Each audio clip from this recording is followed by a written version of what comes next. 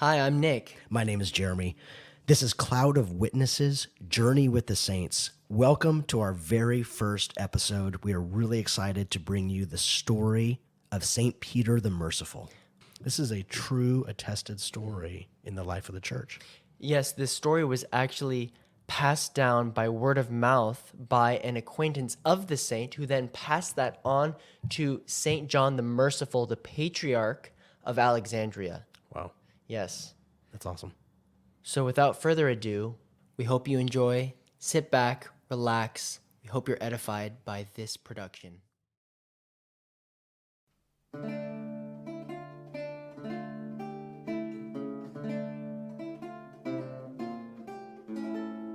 Greed, dear brothers and sisters, is a destructive and base passion.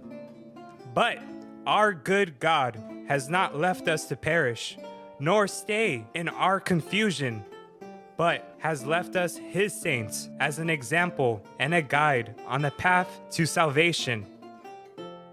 One man who we now know and commemorate as Saint Peter the Merciful now stands as such a guide in leading us out of this pernicious passion. And it is his life we plan to share with you now.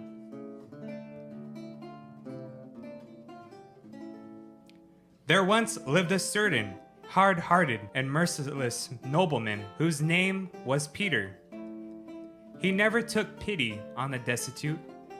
Thoughts of death and the future judgment never entered his darkened mind. He never went to the churches of God, and his heart was ever deaf to the entreaties of those who begged for alms. Yet, the good God who loves mankind does not desire the death of sinners, but is concerned that all be saved, and in his ineffable providence would save everyone. He showed forth his mercy on this Peter, and saved him in the following manner.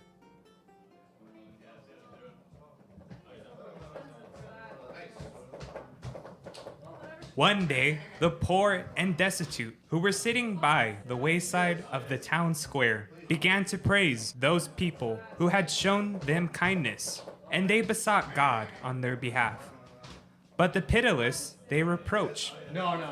Conversing thus, they chanced also to mention Peter, relating how he dealt so cruelly with them.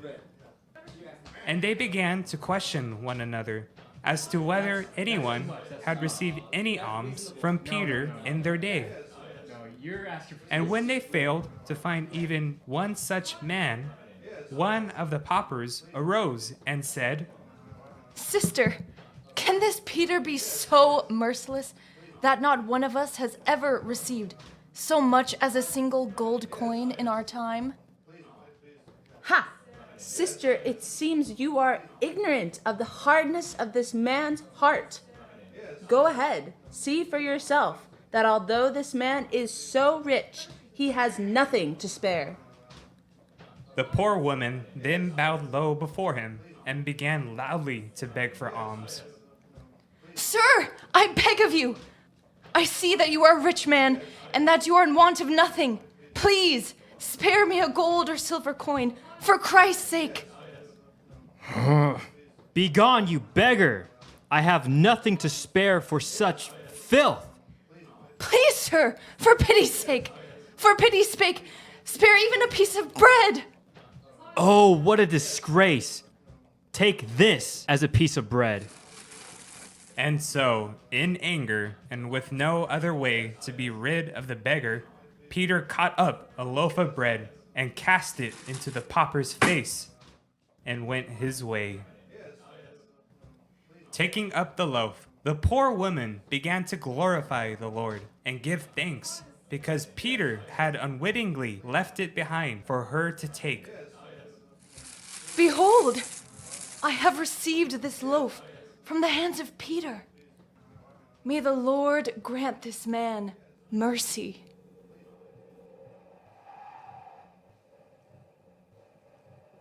And now, behold, what things then came to pass. On his way home from the marketplace, while taking a short nap under the shade of a tree, Peter was caught up in a vision. It seemed as though he were on trial and his deeds were being weighed on a large balance. On one side, there stood a foul and evil spirit. And on the side opposite, there was his guardian angel. The wicked spirit brought forth all the evil deeds which Peter had committed in the course of his life, and he set them on the scale. But the radiant angel could not find so much as a single good deed worked by Peter. I can find no good deed to outweigh your countless evil deeds. Please, my guardian angel, there must be something godly I've done in my defense. Do you not remember the lavish parties I hosted for my distinguished peers? Yes, but you did it for your own glory. But at least I never cursed. Ha!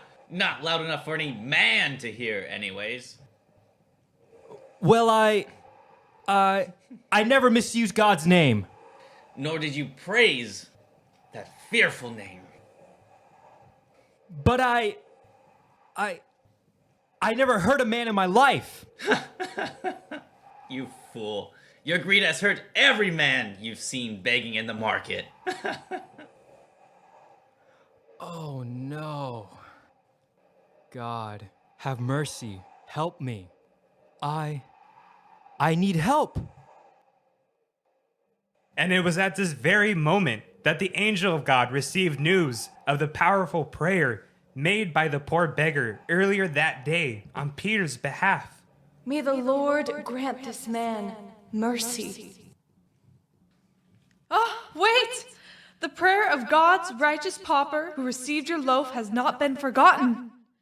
That same woman has asked for God's boundless mercy on your behalf. So the angel set that very same loaf of bread on the side of the scales opposite of that demon, and it tipped the balance the other way. But, no, he's mine, no! Then the angel of God spoke to Peter, saying, Get thee hence, wretched Peter, and add this loaf of bread, lest the demons lay hold of thee and lead thee into everlasting torment. Yes, I shall.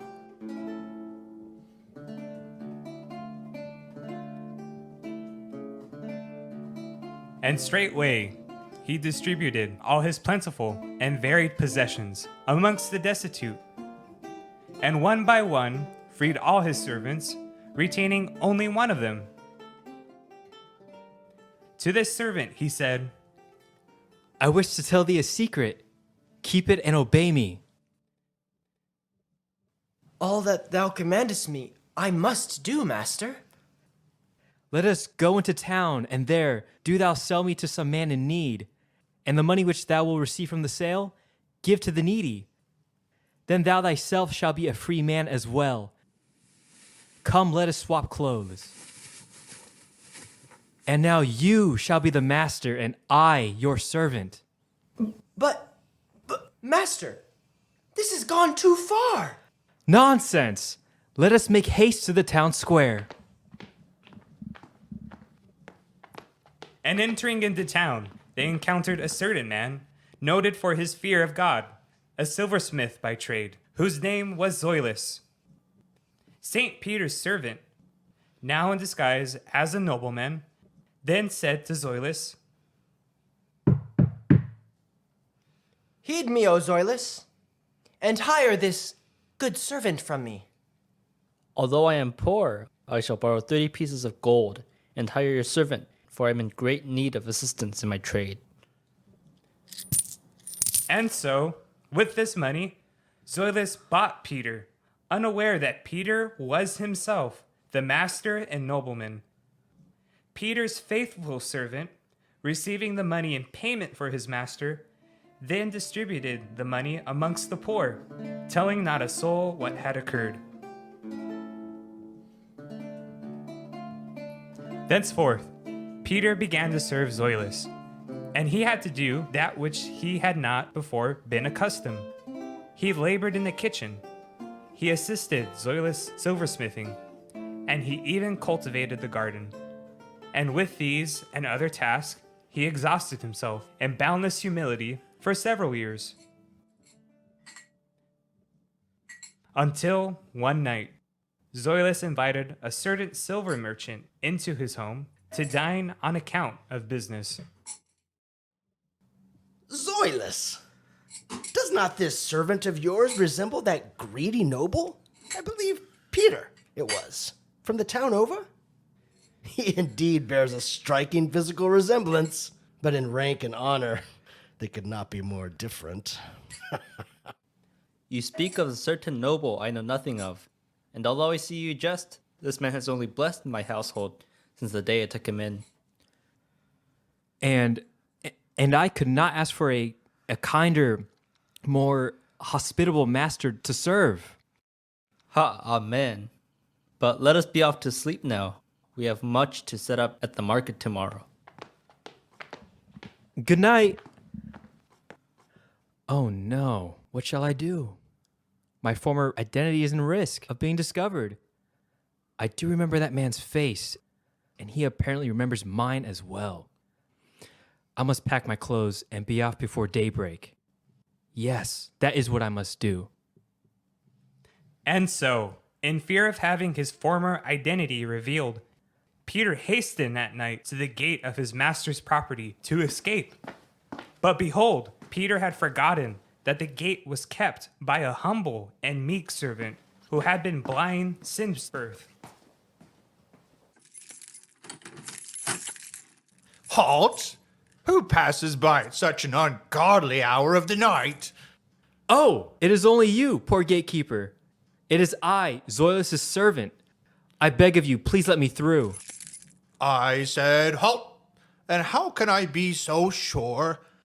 I may not be able to use my eyes, but I can still keep vigilant watch over the night for my master.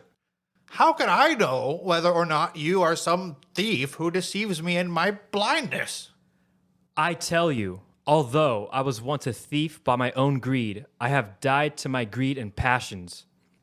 This is Peter, the slave of Jesus Christ, and by his name I order you to let me pass.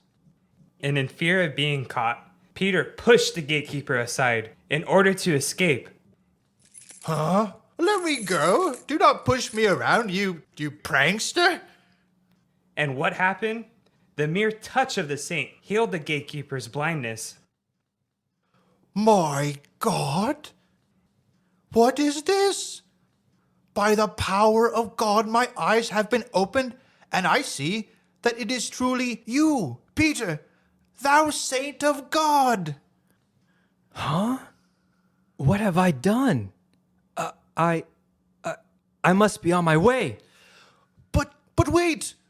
Why must you leave us after such a great miracle has been wrought by your prayer and virtue? I cannot stay, for my conscience will not allow me. I cannot have my former identity as a noble be known to this household, nor this town. I must be on my way. Wondrous. Truly wondrous is God and his saints. Master, wake up and look. Look what has happened.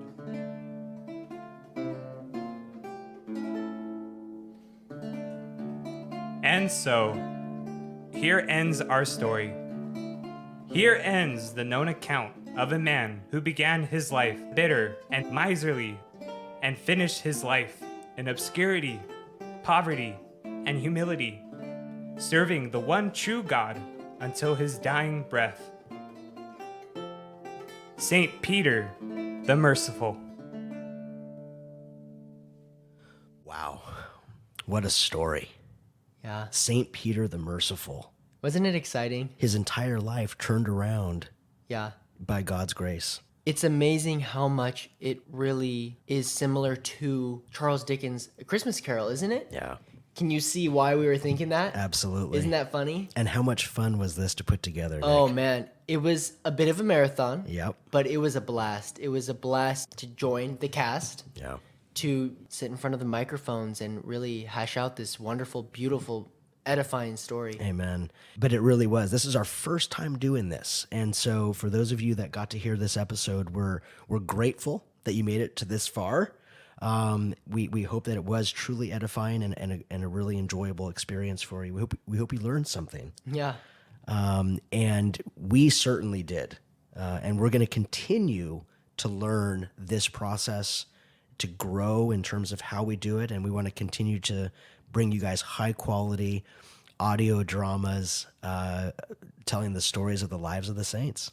Yeah, get ready for the Feast of Saint Anthony the Great.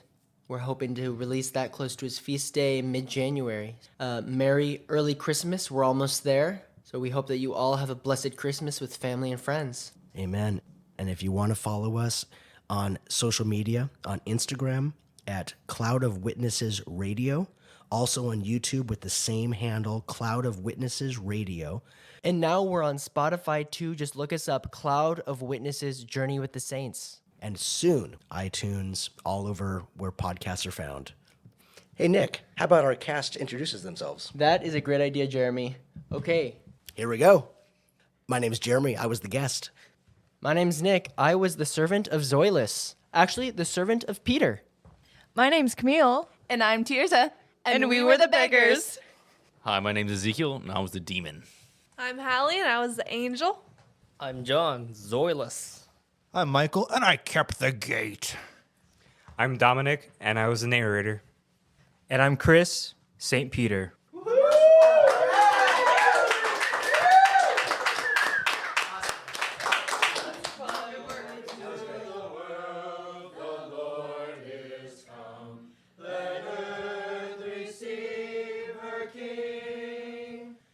Thank you for tuning in to this episode of Cloud of Witnesses, Journey with the Saints. We hope it proved to be exciting and inspiring for all of our listeners. May God, through the prayers of His most pure Mother and all the saints, guide us all to the heavenly homeland. We hope to see you next time here on Cloud of Witnesses, Journey with the Saints.